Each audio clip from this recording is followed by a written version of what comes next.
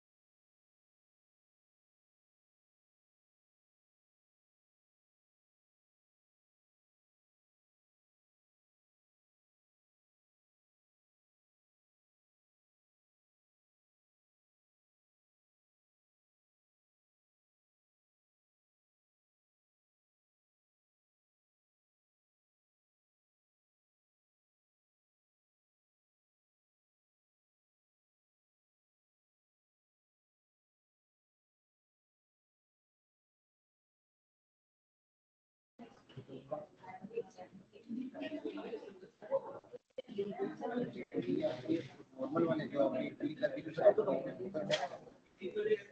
जो वाली पड़ेगी वो नहीं वो इसमें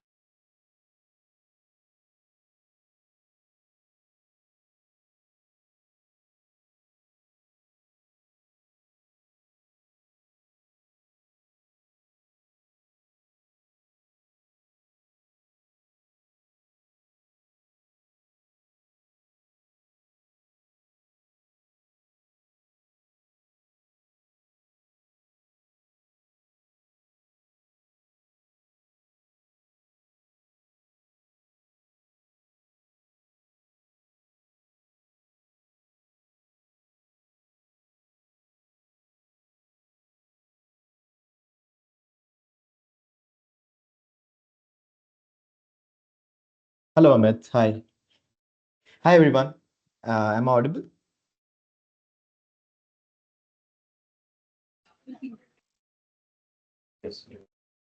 Yes. Hey, hi Arman, how are you? Yeah, Hi, you are Amit. audible. I'm great. How are you? Great, great, great. Just last 30 seconds, then we can start. I'm expecting everyone to join soon. Yeah, definitely.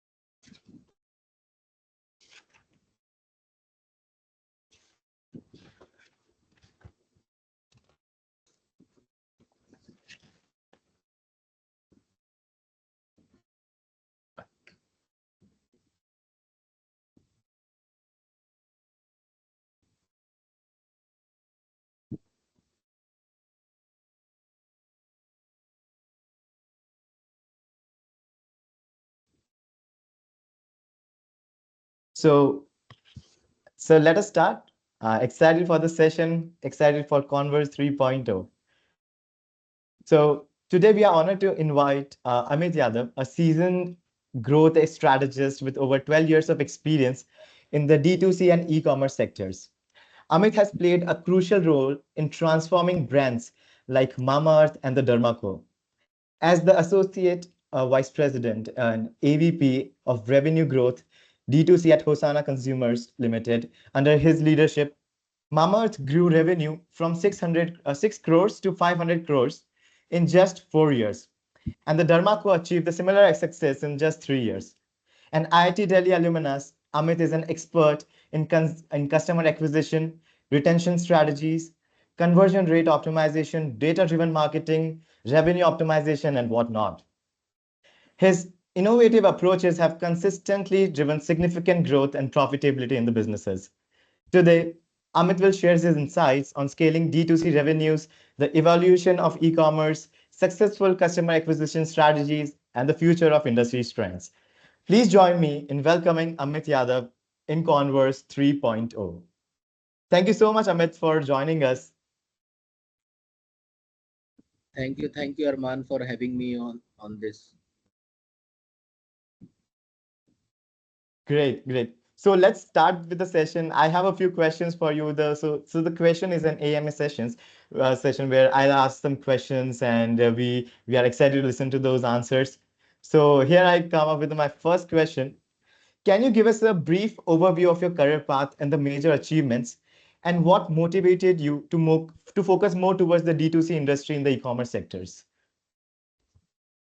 Yes, for sure. So, hi everyone, um, Arman has clearly mentioned, like what I have achieved till now, and just to give a broad level overview of my journey. So, I started my career that too from a service industry where I used to operate for a lead generation mechanism. Eventually, I worked into service industry related to many fields like legal tech, health tech, and all. And one thing which always intuits me that in service industry, like mostly will not be able to capture the true ROAS against the spend which you are making, because there is always a longer method for conversion and longer TAT for conversion. Whereas in e-commerce or uh, D2C space, the conversion funnel is far shorter and you can realize revenue like on the same day itself, which eventually helped me to decide that what I want to do in my career, and eventually I shift to e-commerce totally. Um, and when I like, and after that I joined like in Honasa in 2019, which is my first stint into this e-commerce. where yeah, since at that time most of us at Honasa was from service industry, like my manager was also from that there. But what we all know is that we are very much data driven and KPI driven individuals. So we just keep on trying different things, different strategy at different stages of brand. Like we used to read a lot in terms of understanding what others are doing, what is the trend which is going into the market and all, and we keep on testing all those initiatives onto Honasa and identify whether what is working and what is not. So in terms of measurement, like major achievements is yes, like we have able to build a successful playbook within Honasa, which is replicated onto all sort of brands within Honasa, which is mostly helping all the brands to scale their revenue. Like as Arman said, ki Mamaearth itself we have closed 500 CR annual run rate in 4 years. Similar achievement has been done in Dermaco in 3 years. Similarly, in Aqualogica, B Blunt and all, we have achieved 100 CR annual run rate, and that too within 12 months, which is a hugely motivating thing for us because we knew that there is something which we know and which can be replicated on all sorts of different brands, and this can get achieved. And apart from that, the motivation to be focused onto this D2C and e-commerce sector is only one, that here as a marketeer you always see your true ROAS, and that too upfront, which eventually help me to make a framework which can be like have a higher conversion rate optimized framework which can be implemented onto one platform to another. Similarly, once we'll have those sort of flexibility in terms of doing an spend and achieving revenue on day one, and understanding what is ROAS you are currently doing, it also challenge yourself because you keep on optimizing the whole framework or funnel so that your ROI can keep on increasing and increasing. And if we are into this when there is no one is doing or no one has cracked the code for this D2C or e-commerce places, and so this also very much excited for us because we were something who is the front runner into this space where we're building something which is not currently available to the world. Wonderful. That's an definitely an inspirational journey of you. So I have a few questions more like, so you have been working in this industry for past more than 12 years. So what do you think in the past 10 years, in the past decade, what has significantly changed and what has evolved as an e-commerce? So um, the market itself grown significantly from last decade to this. Like in last 10 years itself, the market has doubled. The whole BBC market has been doubled from there, and eventually it's keep on growing. The major factor is also that the online space is effectively growing with respect at a CAGR higher with respect to the overall market growth, which is eventually growing at around 30% CAGR. So that's also a very evolving thing where lots of brands are entering into the market because of the significant growth this market is showing. The whole space of online um, beauty and personal care space is like growing like massive as of now. 30 CAGR, this 30 CAGR is it's a really significant number, right? I understand. Okay, so let's move forward. And so what do you consider the most significant milestone in your journey, in the journey of your last decade? So miles in terms of milestones, see, there is lots to do still into this industry, and there are lots of more revenue uh, uh, someone can do, or lots of brands to be come into this industry. So I'll not say ki, we have achieved something which is not possible, because this all can be replicable and this all can be done by other brands as well.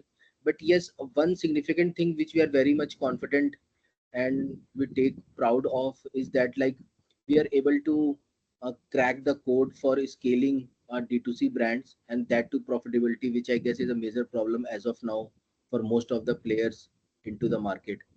And that is something which is very unique. And like if you have, like it's all about a kind of a machine which you are everyone is building at their organization, right? And I guess we have built a machine which is generating profit and without hampering the scale for the brand.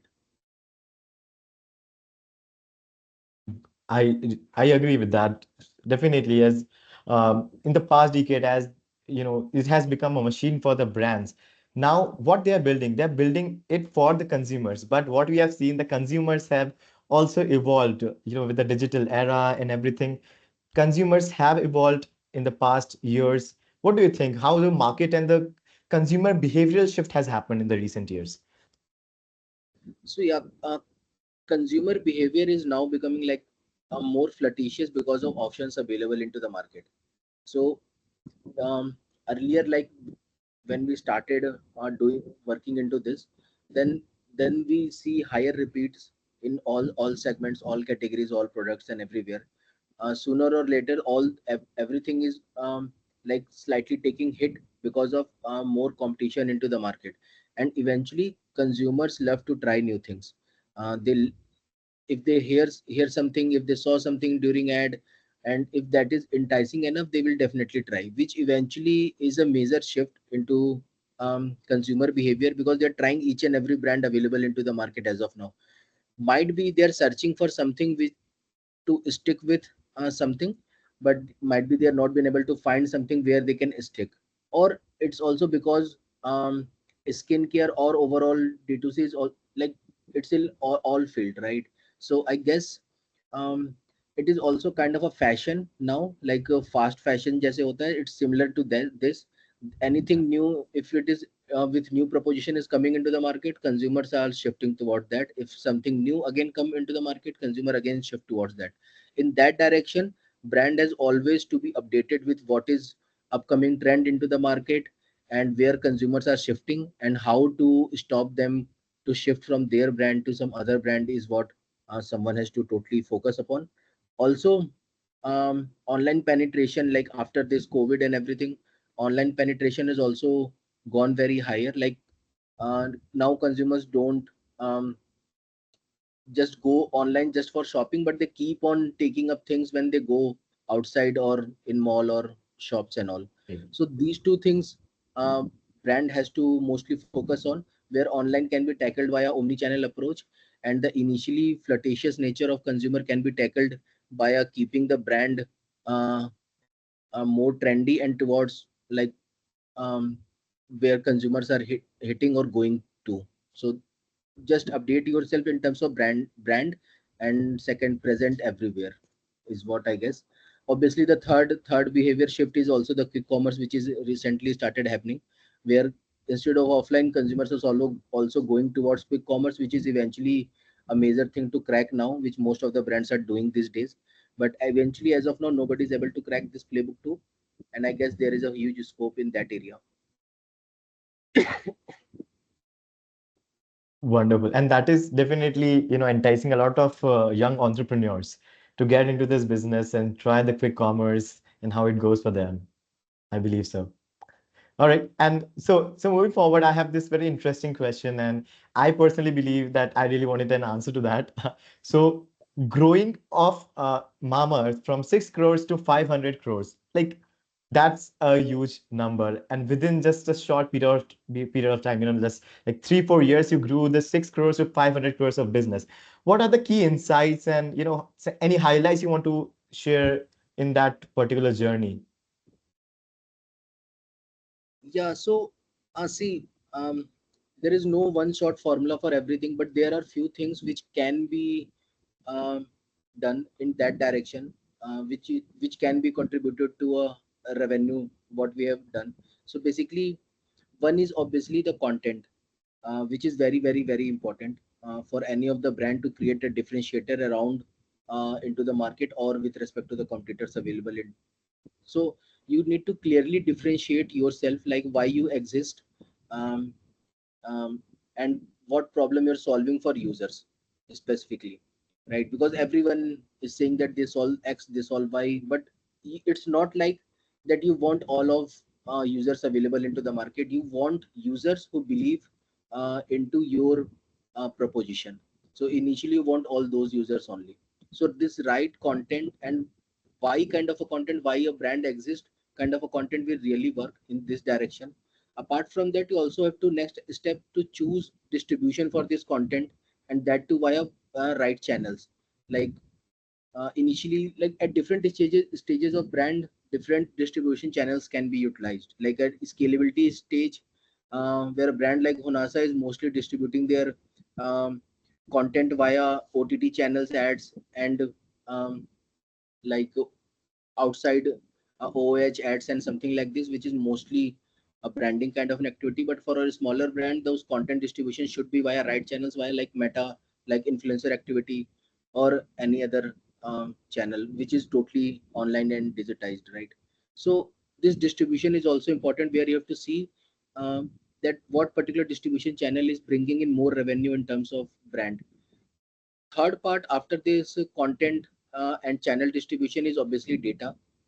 Data is very important to see that whatever you are doing is creating a net uplift onto your revenue, because um, as a key KPI, someone can take revenue, someone can take profitability. There can be different KPIs depending upon what the brand is into. But whatever your key KPIs are, just see the impact of these things, um, whether it is increasing or not. If it is not also increasing, then you have to go through the whole um, funnel to see where the optimization scope is still there, so that your uplift into your KPIs can get achieved. So I guess if I can say these three things, which is very important, is right content, right channel, and data visibility, which I guess is more than enough for anyone to make a brand. Totally right. Now, this definitely makes sense. The right content, the right channel, data, and the optimization. Definitely a good funnel to work upon, right? So, there are any specific strategies or initiative that drove the revenue growth? Anything specific about the, that directly affects the revenue of the growth of the any company over there? Yes, so like in acquisition, if you can say, we usually work onto one particular strategy which we have cracked like 2 years back, is that uplift modeling, where we understand that for every single rupees if we spend, what uplift of revenue we are getting. So let's take a just example. Let's suppose a brand is spending 100 rupees and generating 500 rupees. So the ROI here is 5, right? Now instead of 100, now brand started generating uh, spending 200 rupees, but overall revenue is now currently, let's suppose, 800. So overall ROI goes to 4, right? So scalability comes there, but ROI decreases. In this direction, the additional 100 rupees which you have increased now is generating effective ROI of 3, right? So via this, what you will say, that the new spend which you have increased after the initial 100 rupees is not significantly driving the ROI. In that direction, you have to seek a new spend how you can improve, or you can cut down if ROI is the core KPI for your brand, right? But we have to understand in this direction only, keep for every single spend which I keep on increasing, that should generate the same ROI which brand is aspire for. Otherwise, you will just look at a broader picture and understand ki overall ROI decreased to 4 because scalability is there, but eventually there is an optimization scope is there, which can help you to increase it to 1,000 rupees too, or again get an ROI of 5 too. So what we usually do, um, if any of the spend is not producing the same ROI, we'll cut down that spend. Irrespective of a skill, we try to figure it out some other way to optimize the overall funnel, or to park that spend to some other channel where ROI is much better, instead of giving revenue spending on single channel in that direction. Second, also like for retention side, we also used to do lots of personalization, where we break up a user into different attributes. So attributes as in property of user, onto which we have identified different users. So let's suppose, for an example, if someone has um, done a transaction onto your website, so one attribute can be his location, another attribute can be mode of payment, whether it is COD, whether it is prepaid. Third attribute can be the AOV value, whether it is 200 rupees, 300 rupees, 500 rupees. Fourth attribute can be its location and all, right. So basis on all these attributes, someone can also make a predictive model here, which we also build. Key once a person X from attribute, like any of the attribute came into your platform, you itself from day one knows what is the retention rate I can expect from this particular user based on the previous data and attributes which you have mapped. So you can, let's suppose of now overall brand repeat is 40%. The new person which converted onto your website via some attribute as showing here is this person will give me retention for 10%. Now you are losing 30% of retention from that particular user now. So you have time to see how you can optimize this particular user or how you can market this particular user to again generate a 40% repeat from there. Eventually rest others are going automatically to 40%. That's how retention works. Great. So personalization and understanding the customer, repeating on that part. So definitely this is somewhere the retention strategies would work. That I have made a note of it. I definitely we're gonna start using such techniques in the coming ventures we may have. So moving forward to the next question, like as you mentioned about the proposition of spending, you spend on the ads, you spend on the growth, is maybe some SEO techniques, maybe on some other omni-channel presence. For the omni-channel presence, you spend on the offline channel. So what is the proposition of the spend, or how may I say, how much organic is the part of it? So proposition of the spends and the organic, how organic is the part of the proposition of the spend, the overall spend, and the and inversely proportional, how many other channels are there? So you majorly spend on. So SEO and the other channels, what are they? So when I joined like the organization, the organic was very low. That was approximately around 5 to 10% range. Eventually, it's keep on growing to up to like, we usually don't track just organic. We also track organic plus direct as a channel, and that percentage should get increased over the period of time because eventually that reduce your dependency onto paid channel to spend more to generate more revenue, right? Eventually, what Definitely. we're able to successfully achieve is 35% O+D revenue contribution over the period of time. And I guess this is a sweet spot like for any brand because scalability is also important. So you also, if you keep on increasing your paid marketing channels to generate more and more revenue, eventually percentage of organic will always be seems lower. But what we usually track here is the absolute revenue from organic to should go up instead of just percentage. And this O+D will anywhere between 30 to 35% is a good spot to be in, which everyone should focus to get profitability at the bottom line because eventually those are like free revenue for you. Total. Now, someone who has cracked this can only justify the numbers, definitely. Great. So, you have in the Hosana, we see that you have uh, grown Mama Earth as a channel as well as Dermaco as a channel. So what are the key tips? Since both have the different messaging, both have the different channels, both have, the different USPs. So what were the different approaches for Mama Earth and the Dermaco? You scale both of them to the crores, 500 crores of revenue. Now there has to be a different approach. What was the difference in the approach? And if there is anything you can highlight upon any of the approaches? Yeah, so when we started Mama Earth, the Mama Earth was mostly a new proposition altogether into the market, right? It's also depends upon proposition. If you are into market and runner into the niche, then I guess branding will play major important role in that direction to get awareness around the cohorts and awareness around individuals. But if you're someone with a brand who is mostly into a competitive space, then differentiator needs to be generated via performance ads because eventually if you do branding, you'll end up burning money in a competitive space. So branding can come at a later stage, but it's totally depends upon the what brand is stand for. If something is really new into the market and nobody else is doing, obviously branding is a good to go way. You don't have to run performance ads and everything because eventually performance ads also like shown same ad to the user who just go up awareness will also can do, right? So you end up Right. losing not money via awareness ads, but yes, if the market is competitive, you also have to generate revenue. Everyone is generating revenue, then performance is um, go to strategy in that direction. So that's what we followed. Like in Dermaco is performance first, branding second. Mamaearth is branding first, performance second brand. Great. That's an important insight.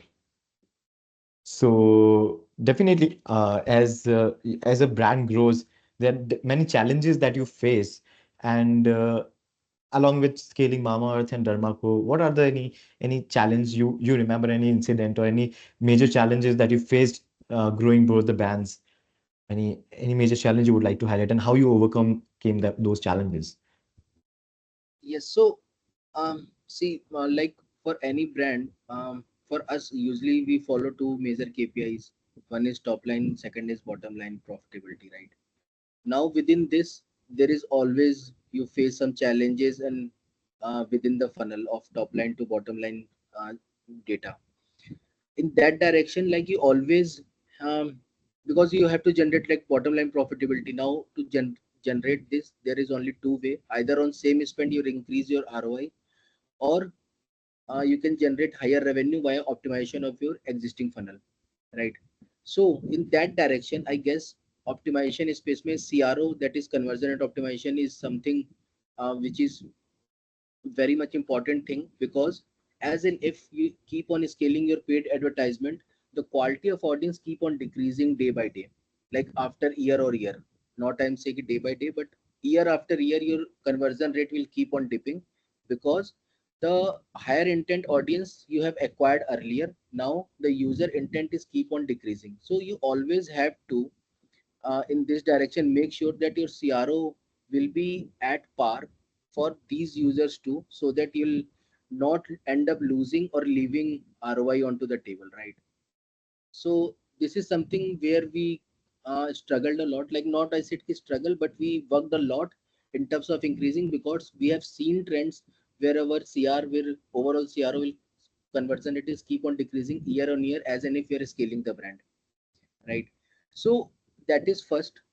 And uh, in that sense we launched like lots of like, for us CRO is also not just UI UX, so we keep on testing different product features uh, or website features which can help us to increase the funnel um, conversion rate. So how we can increase higher add to cart, how we can increase higher checkout, higher conversion rate, and all everything. We keep on testing different things just to cope up those quality of audience, which eventually goes down for everyone.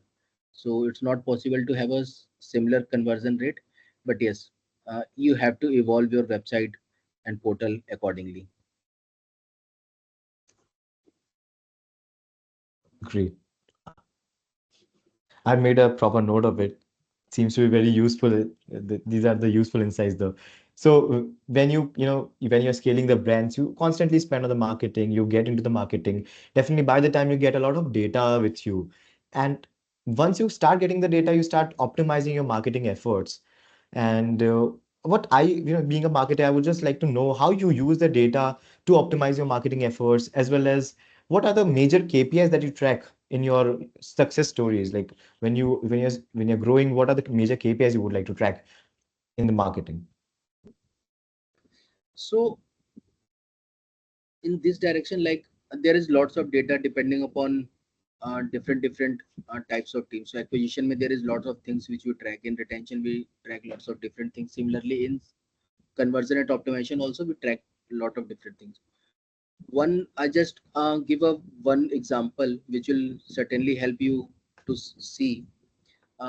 So basically overall in terms of retention, overall retention is a sub part of individual product retention or category retention for the brand, right?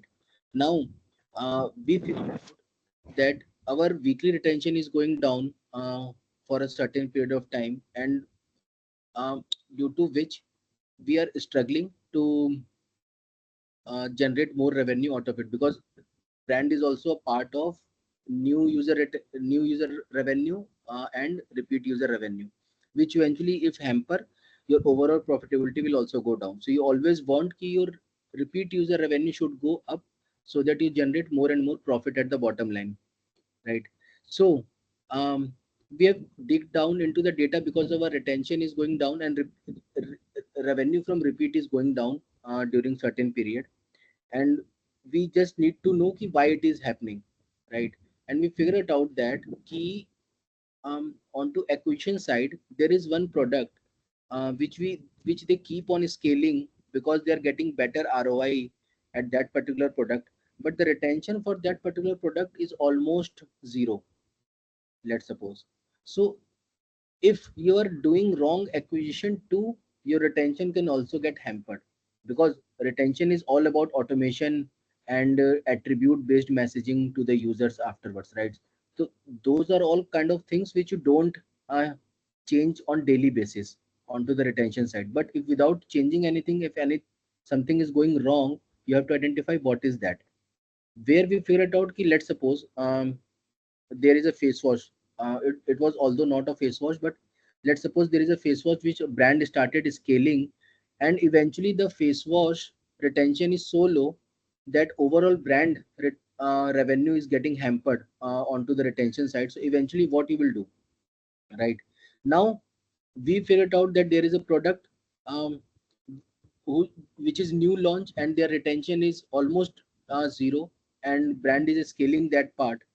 So we stuck here to identify ki what to do now. Then we decided if the product is giving good ROI onto the acquisition side, acquisition team will again not will stop putting money onto this, because this particular product is justifying their targets, right? Right. So Right. what we have done is to improve the target further, where we'll ask them to make first order PNL profitable for this particular product. Only then you can scale this product. Otherwise, there is no use, because if you'll burn money onto the first order itself, you'll not been able to generate additional revenue after this product, because the retention is almost zero for this product. So in this direction, you always have to optimize your other side too. So this all came through data, and we identified this through data that the problem is in acquisition scaling, not on the retention side, and that's how we optimized this acquisition, where we improved the ROI targets for them. Instead of 2, now aim for 4, because at 4 we will be at break even with this particular product. Now you can spend money, otherwise you cannot spend that much money onto this. So this everything like data is sole mover for us. Like we totally depend upon data for each and everything. uh, Mostly we try to find the problem, because retention is going down is not a problem, it's a outcome. So what is the problem, why it is going down? Once you identify a problem, definitely you will solve the problem too. So that's not a thing. That's a very case study based example, and I believe that will be helpful for the budding entrepreneurs to look forward in the future and optimize their efforts with the help of the data itself. So talking about the data, it's important, right, to have to use the right tools, tips and X. So what are the tools you use regularly to manage your and grow your e-commerce business? And which are the most, tools that have shown the significant impact on your performance and the efficiency? So the tools that you use on the regular basis and the tools that show the most significant impact on the performance and the efficiency of the businesses. So any information on that part? Yeah, so so there is no tool like tool kind of a thing. Like they're all channels for us. um, Either they are data tracking channels, or they are spending channels for us. In that direction, like obviously Google Analytics everyone use. We mostly make our dashboards on Power BI as a tool, and less dependent upon Google Analytics. So we usually make a data lake at the backend, where all the data has been stitched from different tools, like from the delivery side, from operation side, from customer support side. So they've been different tools, different teams using, right? And now you don't have flexibility to go and see key what's happening into operation, what's happening into e-commerce, or sorry, on customer support, what happening onto retention side. So what we usually do, we build a data lake in-house, where we stitch the data available from all different sort of tools which the organization is using, and basis on that stitching will make a personalized dashboard based on our requirement. Those dashboards and everything will be made on Power BI, but that stitching and everything will be onto the backend side, which mostly our data scientists used to do. And I guess yes, like tool can be many. Like for retention, we usually use MoEngage as a tool. uh, Customer support side we use different tool for communication and everything. Similarly on operation side we use unicommerce for operation management, inventory management and all. But that's not what we like very much fantasize about ki which tool to use. We just see ki what all data we get and how we can stitch that with our backend data lake. Okay, great. Got it, got it. So definitely, you need the tools are just the way of communicating. How better they communicate, how better you gauge it. That's right. So, talking about the acquisitions as a strategy. So, as we definitely talk about the retention part. Now, about the acquisition, customer acquisition, what are the definite strategies or any helpful or any strategies that you have already implemented and that proved to be really good or for the e-commerce brand. So what can be that particular strategy you would like to highlight or any tactics or any hacks or the tricks you would like to give to the team that we may use in the future?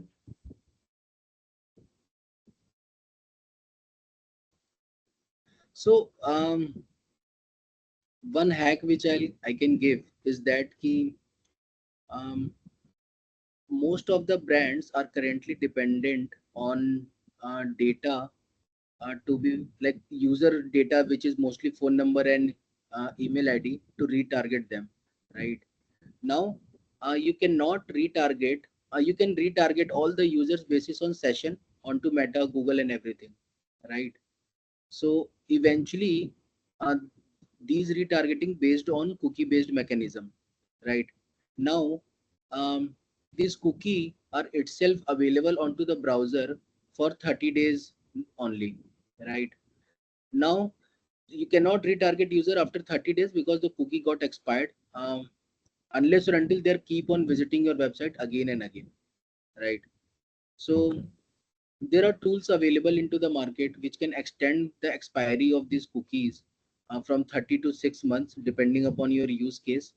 And based on that you keep on retarget those users for a longer period of time, because eventually at the first place you have uh, given CPC, like the cost for those users to come onto your platform, which eventually like 20-30 rupees you already paid to Facebook or Google. If you'll not do cookie based retargeting, then Facebook will again charge you this as a new user, and it will again charge you 20-30 rupees then. But if you do with cookie based retargeting onto all those users, the CPC will be way lower with respect to your new user, which eventually improve your ROI, and eventually that particular um, leftover spends you can put in over the top of the funnel audience. That is first. Also, there are tools available into the market where you can itself fetch the data for users who just generated sessions onto your website. So let's suppose you come onto our website and not do checkout. In that condition, also you can get the mobile number and email ID for that particular user. So all those mobile number and email ID, if you can fetch and just make a lookalike audience over Facebook, then eventually your acquisition PNL will look much better, because you'll always be having their mobile numbers, so you can have retargeting activity available for lots of different inventories too, which is not available via cookie based targeting. Right. So so for this particular point, like get the data of the people of who are coming to your website rather than just only cookie. Any suggestion of the tool that comes to your mind you use or So you would like to mention? GoQuick is a payment gateway method. They also have a tool. I don't remember the name, but GoQuick has this tool. And similarly, if you can Okay. search on Google for tools like this, there are n number of tools available into the market. So they have a success rate of 10 to 20% of identification. So out of 100 people Okay. coming onto your website, they will help you for 20%. So implement two three tools, not just one. So that is 20 20 20. If not unique, then at least 30 40% of identification can be done. So just download those data and put it over Facebook or Google and retarget them to get better CPC. Great. That's an importance, like, the tool itself says a lot. And this is particularly a great hack we might have learned today. The, checkbox, the good hack today. Okay. So in the e-commerce sector itself, like the trends are increasing. The influencer marketing is there. Now people are getting influenced with a lot of things they see on just social media. They are just scrolling and they want to buy something. They see the ad, they want to buy something. They go on the website, they check out the details, and it's also now people, the spending power of the people have increased, so they are spending more. So what do you think about the future of e-commerce? A lot of innovations and the tech are happening in the e-commerce. So what emerging trends you believe can be the future of e-commerce, and what are the innovations that we can expect in the coming years in this e-commerce sector as such? Yes, so obviously, the future of quick commerce is now the current future for e-commerce, where you just don't have to depend upon D2C or offline or marketplaces as a channel. Quick commerce is very nascent stage as of now. It will keep on growing at a CAGR of 70 80% as of now. So this will be really big, and we believe like this can itself replace few of the marketplaces sooner or later. So just be present onto quick commerce, try to get on board, try to create a playbook. Although the um, your uh, like the flexibility to do changes onto quick commerce is not available as of now, but as and if quick commerce is growing, they will evolve with their platform in that direction too. But this is something which is really trending, and brands in D2C must be available over quick commerce, and that too at a scalable thought, not just to be present in that direction. Along with that, challenges, I guess, ki, see, after this AI and everything, like lots of things can get automated. Just give me a second.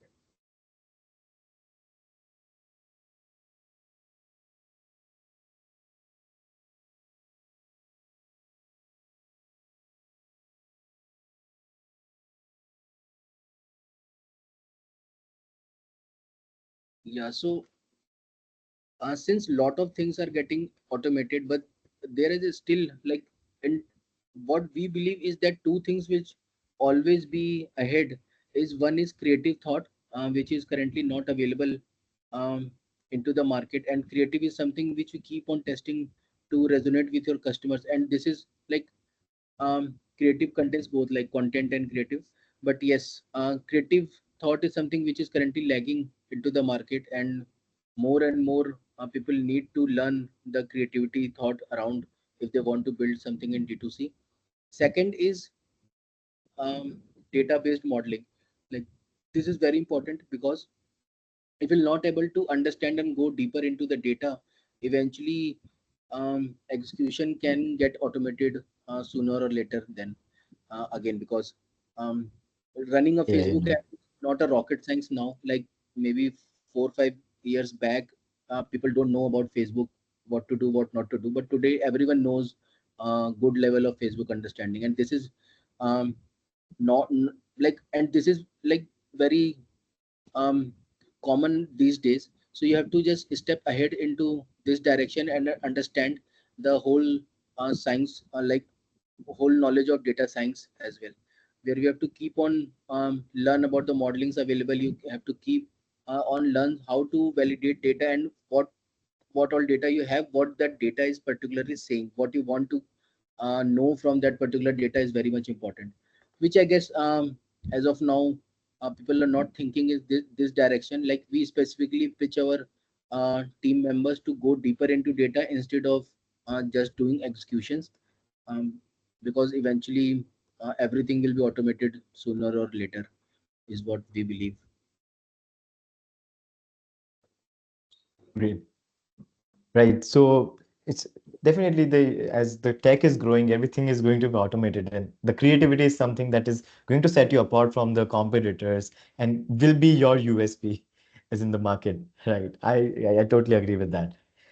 Now, Amit, so in the in the past decade, you have grown a lot in your career. You have grown a lot of businesses, grown the revenue, you have seen the customers evolving. You must have also made a lot of mistakes in your uh, the whole career path. There are a lot of mistakes. You make the mistakes, you learn. You make the mistakes, you learn, and that's how you grow. So, what are the most valuable lessons you have learned throughout your career? Any qualitative or the quantitative lesson that you would like to share? Any of the experiences that significantly shaped your approach towards the businesses and the growth. So, in the personal level, also, what are the biggest lessons that you have learned? Also, in the business sector, in the entrepreneurial journey, what are the business or the great lessons that you have learned? Yes, so one thing we specifically learned at a professional level, that if there is no pain, there is no gain. Like we usually, during making of Honasa itself, we used to work for approximately 14-15 hours, and that too we used to be on calls for like late night till 2 a.m., 3 a.m., and then again back in office like 9 to 9 a.m., 10 a.m. So we eventually um, worked hard in that direction, where we also not been able to find out time for the families and everything, right? So that eventually brings the growth, like to you as well, and the company as well. And we also try to um, always make a culture where we always promote our team members to think in a direction, because see, making a good team is also very important. Like you just don't want someone who is very wavy in nature, that some day his motivation is very high, some days motivation is very low. We don't want those sort of people. um, for us, we want someone who has constant motivation, either it is low or it is high. We can change the range, but no waviness in that direction. Also, we always been saying our team members to, if they get stuck anywhere, they, with the decision, they just have to think in one direction: company, team, self. So just think what are you doing is valuable for company or not, that is first.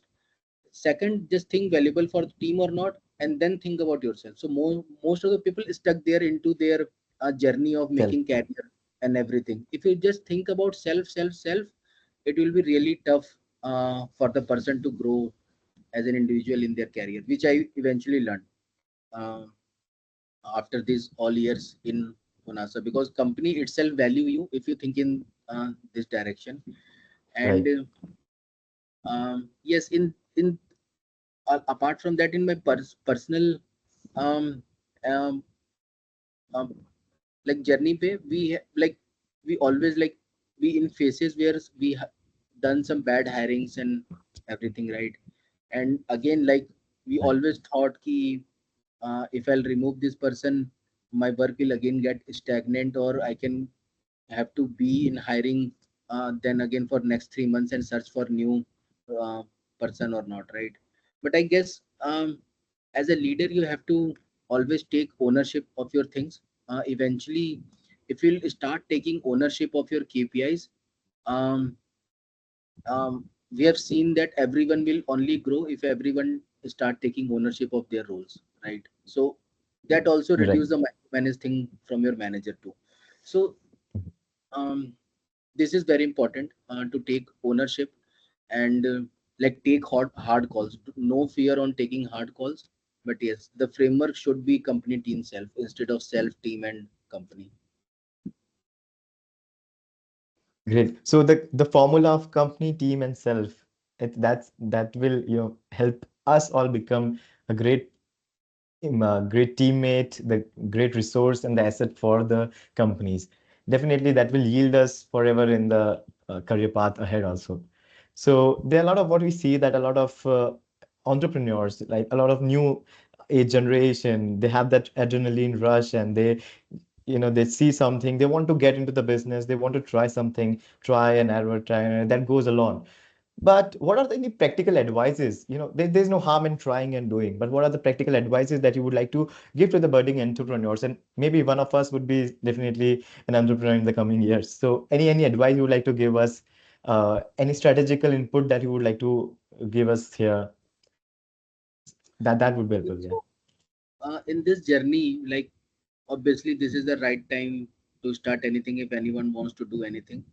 But there is a one rule which I usually follow in terms of evaluating each and every decision is worst case scenario. So if you list what is this? So let's suppose you're stuck with making a decision at any particular time whether I want to start this or not. Let's suppose a basic question, right? So just evaluate your worst case scenario. If you start this, what worst can happen to you? If you are able to handle that worst case, then definitely start. If you're not able to handle that worst case, then you should wait, right? Similarly, if someone is into in running a D2C brand or something like this, they're stuck with some decision making, then again evaluate the worst case scenario. If I do this, what worst thing can happen to me? If I'm able to cope up with that worst case scenario, then obviously I will do this, because there is no right and wrong path. Everyone will learn over the period of time. But I guess this worst case scenario mechanism will always help you to make up your mind and give confidence when we start choosing a path for yourself. Great. So just, think of the worst case scenario and prepare yourself for the best one. That seems to be a good formula to yield and good formula to be an entrepreneur in the future. So now I have asked a lot of questions, and I think it may have helped our team to get some insights on that part. We have just 5 minutes more for this session. I would like to, if you have one, then we can, if there are any questions from the team, if there is anything they would like to ask, and for that can help their entrepreneurial journey, I would like to take up those questions. So anyone want to ask any question from it? This is a golden opportunity, I believe. He's an outcast, though.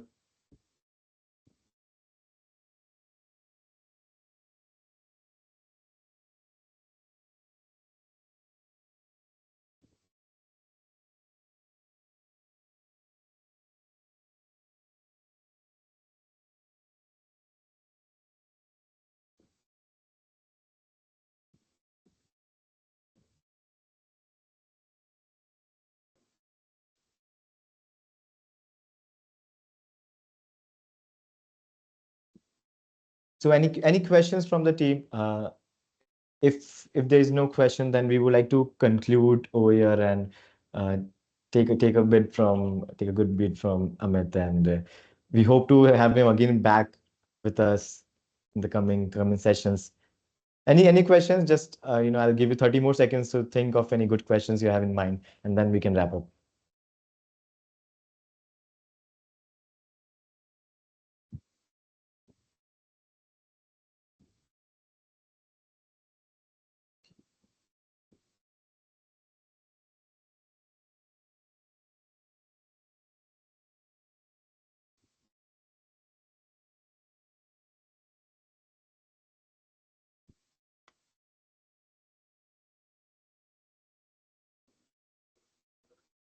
All right, then I believe that we have covered almost everything, and we because this is very overwhelming, everyone needs some time to grab it and try to just some execution with all what they have learned.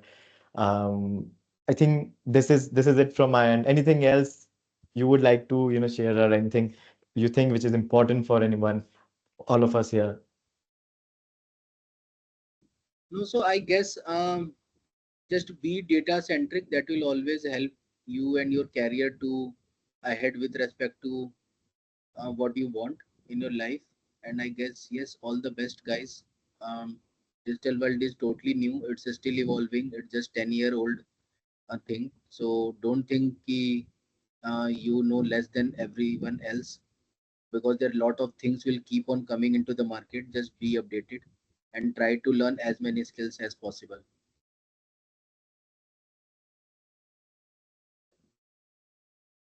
Great, great, great. Thank you so much, Amit, for this insightful session.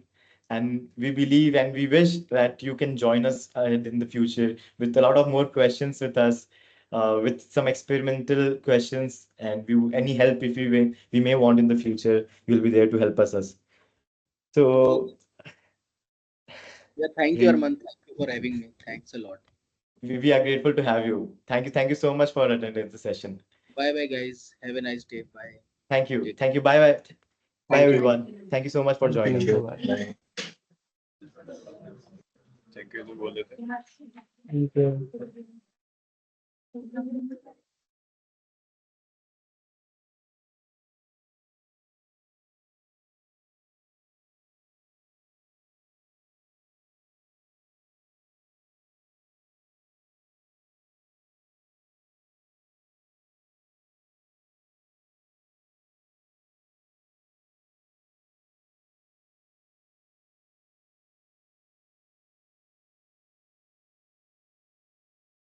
Harshita, you can leave. Harshita, you can leave now.